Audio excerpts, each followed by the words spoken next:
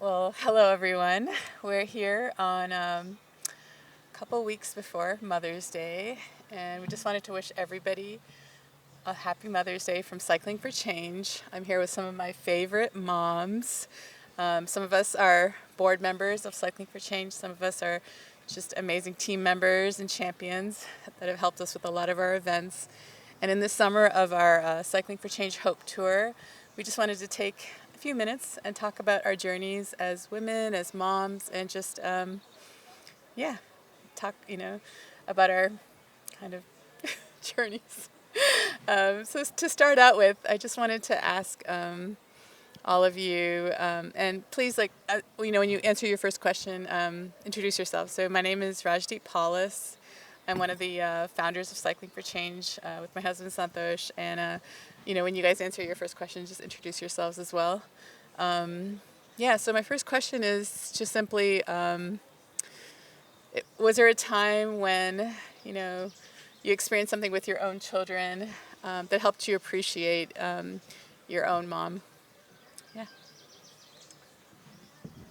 Hi, everyone. I'm Monica. I'm a pediatric emergency room doctor, and I'm going to take a run at this question. I think that being a mom is like very hard, just to like balance everything that you have to do in a day. And I think when my kids started growing up, I started realizing that they had so many activities, they had so many places to be, there was so much to do besides homework, making sure they were ready for everything, that I didn't realize how easily my mom had made it look.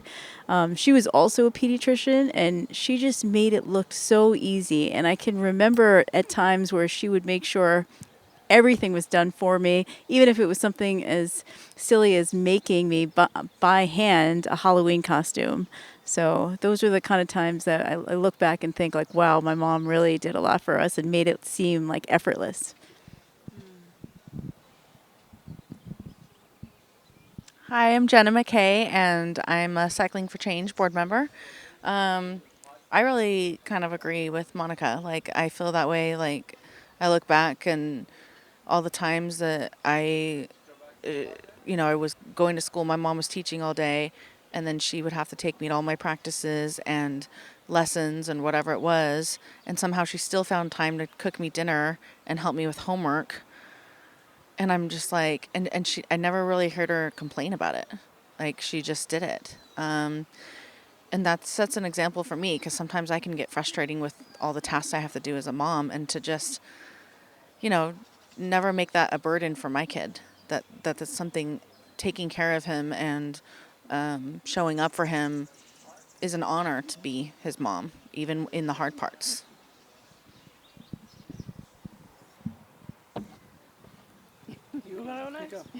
Hi, my name is Laura Mullen, and I too am a board member for Cycling for Change. And for me, I guess as I'm sitting here, I was kind of thinking I have like more than one answer for this question. So one answer would definitely be birth. Like literally having the child, right? How like we don't ever think about that when you're younger. We're not like, oh, mom, you must have really hurt when I was coming at you. We don't even think about that. So definitely labor. And then something that my mom had 10 kids, right? So just having kids, right? I had my son and I was like, never again. And I didn't do it again. But I can really appreciate my mom for having so many kids, and just not only for, you know, literally having us, but also for taking care of 10 children. And then I'm sitting here and thinking about being a grandmother. And like, just having a kid who has a kid, and my mom having to do that over and over again, the immense amount of love that comes with that, but also hurt too, right? Because you're gonna leave one day, and that sucks, right? And I never want to leave my kid nor my grandson, but we have no choice. So just knowing that she had to relive that experience over and over again, I can just appreciate her so much for all those things I've mentioned here today. As the spit Hi, is rolling in my mouth. so true. My name is Marianne Dantona, and I am a nurse and a mother of 5 children, but also a volunteer with Cycling for Change, specifically the Hope Tour. But I think when I think about what I learned to appreciate about my mom more when being a mom. It's a little complicated because my mom was a mother of six that really didn't have time. She was just busy surviving. And I know that motherhood looks different for so many people, and relationships with moms looks different for so many people. So as much as I had a tremendous amount of love for my mom, I didn't really learn all that much as far as what to appreciate. I guess I appreciated her keeping a roof over our heads because that she did. But what I did learn, I learned from someone who was like a mom to me. And when my mom when we were growing up, my mom was working so hard that she couldn't really be present. Not really in the house, not at any events. Excuse me. Not at any concerts. Excuse me. But my friend's mom just kind of took me in and really showed me what it means to be present when you're parenting. And I think that that is one thing that I really learned from both, from my mom and my friend's mom, that I really wanted to be a present mom. I wanted to be present for each one of them. Didn't matter how many I had, whether it be one or the five that I have. I just want to be present. I want to show up for them. I want to be at their concerts. I want to be at their games. I want to do as much as I can just to be a present mom, which sometimes that's all we can be. Right? Wow, I loved everyone's answers and definitely resonate with every single one of them. I think when I was thinking about the question for myself, I was thinking about just the simplest thing of a phone call. We were talking about this a little bit earlier, right? And will our kids call us when they go to college? And I think about now, like when, especially I have a high school senior, so, and I have 4 daughters and my last is a high school senior. So when she leaves, I'm like, wow, it's now the season where like my mom has been for a while without any kids at home and wondering like who's going to call. And I think those kind of moments make me call her more because I'm thinking, wow, I'm wondering if anyone's going to call me. But yeah, that's fun. Thank you guys for answering answering that question. To round out this discussion, I just was thinking about how often, as moms, we sacrifice a ton for our kids, for our families, and we don't always invest in like self-care, self-love, just even knowing ourselves. And spending time teaching others how to love us better. And I thought it would be a gift to our children and to our families just to kind of share our love language because I think that's also part of growing as a person when you're able to bravely say to someone, hey, this is how you can love me better. Yeah, so the traditional love languages are, gifts, acts of service, touch, words of affirmation, and quality time. So I was just kind of curious, like how, and those are like the traditional sort of like 5 love languages from like the book. But like if you have others, you can also share.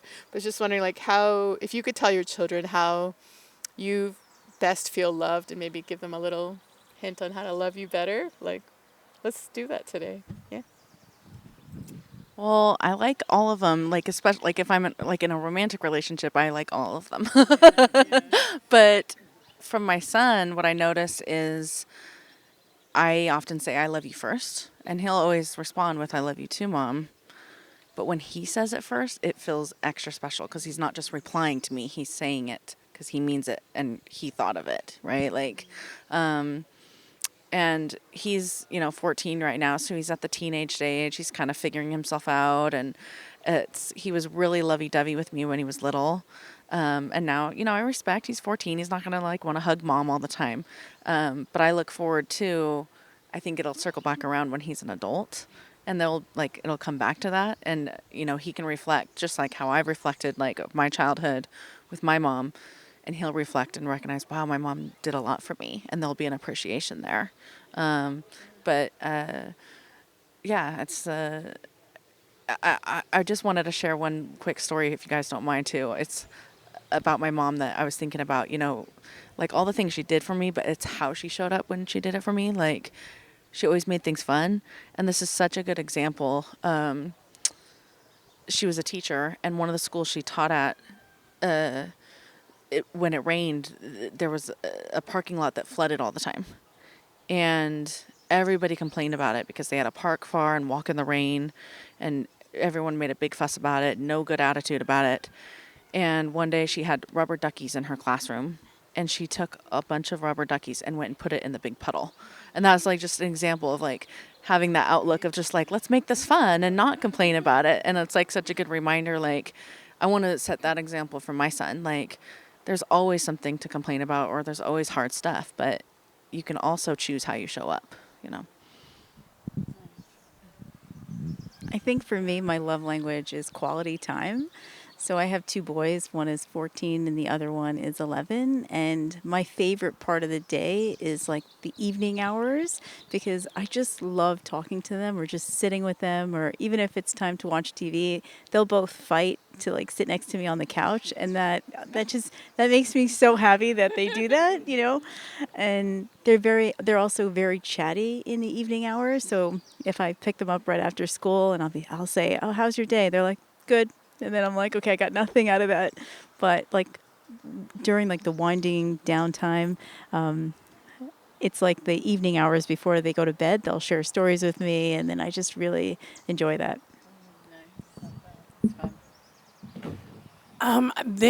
My son is the only child, and he is 24. And he oftentimes acts like a 24-year-old only child. So I will just say this. When he looks at me sometimes and I'm getting dressed up or something, he's like, "You look beautiful," or "I'm so proud of you." Or I remember one time, and everybody here knows my story, and you guys, if you're watching this podcast, you'll learn more about my story. Either you did or you will. And I'll never forget after getting Darius back home, and about a year later, and him seeing me working so hard, and saying, "You're my super mom," and like that just melted my heart. And we were in that space where we were getting to know each other again, and we were figuring each other out and how we're going to live together and what that's going to look like, because we didn't live together for 6 years, right?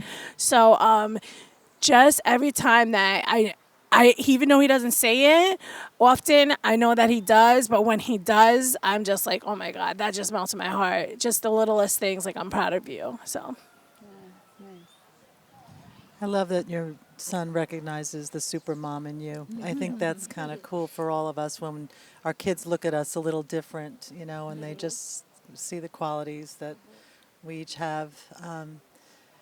But I was thinking before, I had mentioned about how to learn to be a present mom, but I was also thinking about how I really appreciate my friend's mom taught me how to be present in pain and present in joy and just, present also in that, not just the games. So I just wanted to add that. And not just the concerts and games, but, just to be present through all that.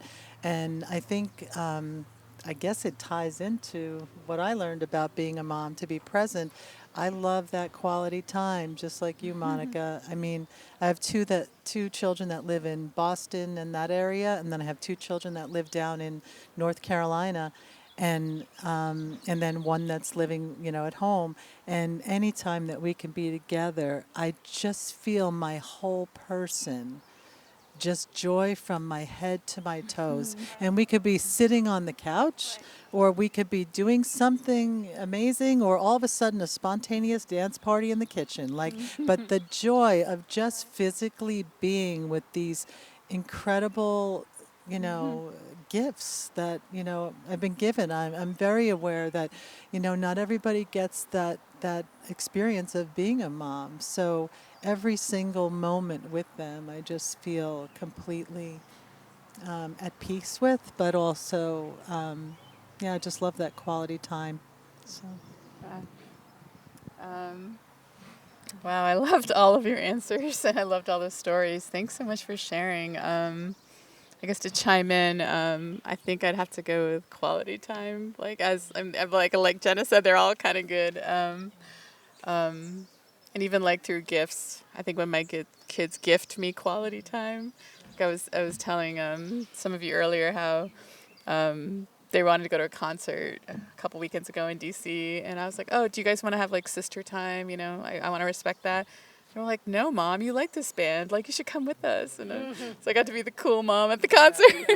But it was just a sweet time, the five of us, and just like, you know, and in fact, I think almost the sweeter time was before the concert, where we like sat in the car and just had some like heart to hearts, and just sort of had some like moments where we all just kind of, I don't know, like listened to each other and just, you know, yeah, my kids, when they make you feel seen, all of a sudden you're like, wow, these kids are growing up. Like, yeah, it's really special. Well, I want to thank you guys for spending a little time with us today and just sharing from your heart, and just again, happy Mother's Day to all of you and to all the moms out there, and to everyone, because we all have a mom. Yeah. Happy Mother's Day.